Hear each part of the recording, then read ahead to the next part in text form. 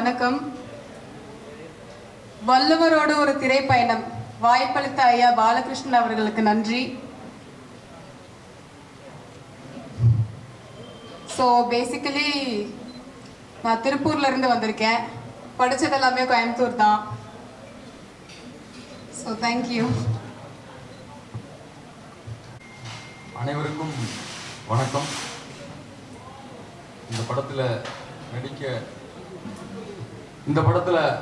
நடிக்க எனக்கு இந்த வாய்ப்பை ஏற்படுத்தி கொடுத்தது என்னுடைய நண்பர் விஜய் சேனாதிபதி அவர்கள். நான் நேரடியாக ஐயாவை சந்திக்கும் பொழுது ஒரு 4-5 முறை ஆஃபீஸுக்கு வர சொன்னாங்க. என்ன நினைச்சாங்கன்னு தெரியல. ஐயா ஏற்கனவே சொன்னாங்க அது எல்லாமே தானாக அமையும் அப்படின்னு. அதுபோல தான் எனக்கு இந்த வாய்ப்பை கொடுத்துருக்காங்க திரு பாலகிருஷ்ணன் ஐயா அவர்கள். தமிழுக்கான அதாவது திருக்குறள் ஒரு அருமையான குறள் இருக்கு. கற்க கசடர கற்பவை கற்றபின் நிற்க அதற்கு தக இப்படின்னு ஒரு குறள் இருக்கு.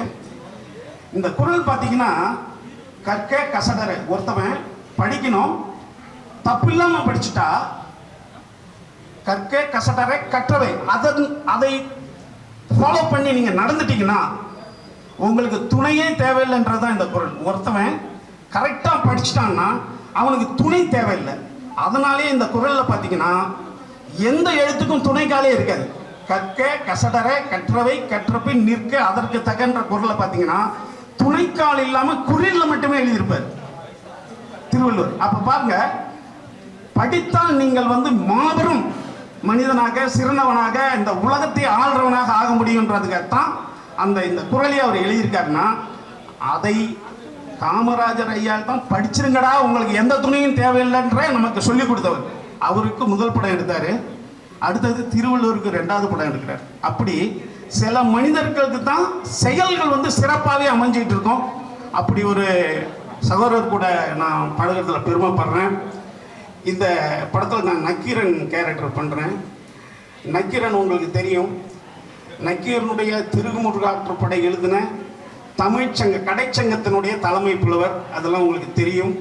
அதில் ஏபி நாகராஜன் ஐயா நடிச்சிருந்தார் திருவிளையாடல்ன்ற படத்தில். அதுக்கு பிறகு நான் நடிக்க ரொம்ப பெருமையாக நினைக்கிறேன். ஒரு சிறந்த இயக்குனருக்கு பிறகு ஒரு இயக்குனருக்கு அந்த கதாபாத்திரம் கிடைச்சிருக்கு. இன்னும் சொல்லப்போனால் கடவுளை எதிர்த்து கேள்வி கேட்கறதுக்கு சிலரால் தான் முடியும். அது அவன் கடவுளை விட உயர்ந்தவனாக இருக்கணும். அது மனிதர்களை வாழ முடியும். நான் ஔவையார் கேரக்டரை பார்த்து பயப்படுவேன். ஏன்னா பரமசிவ வீட்டில் பிரச்சனை, மனிதனான ஔவையார் பஞ்சாயத்து பண்ண போறாங்க. முருகன்கிட்ட சொல்றாங்க, வாப்பா உன் குடும்பத்தில் போய் சேர்த்து விடுறேன்னு.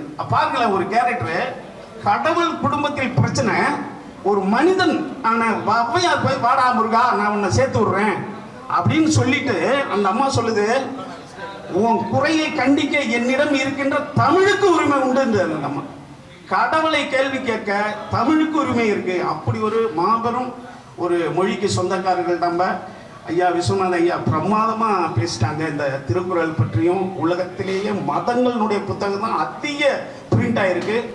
ஆனால் எந்த மதத்தையும் சேராத திருக்குறள் எல்லா மொழியிலையும் பதிக்கப்பட்டிருக்குன்னா அது ஒரு உலக மறை. எந்த மொழிக்காரனும் அதை படிக்கலாம், அதை ஃபாலோ பண்ணலாம். அடுத்தது அது முதலே அறத்தை பற்றி பேசுது. அந்த அறத்தோட நீங்க பொருளை சேர்க்கணும், அந்த பொருளை வைத்து இன்பம் அடையணும். அதான் அறம் பொருள் இன்பம்.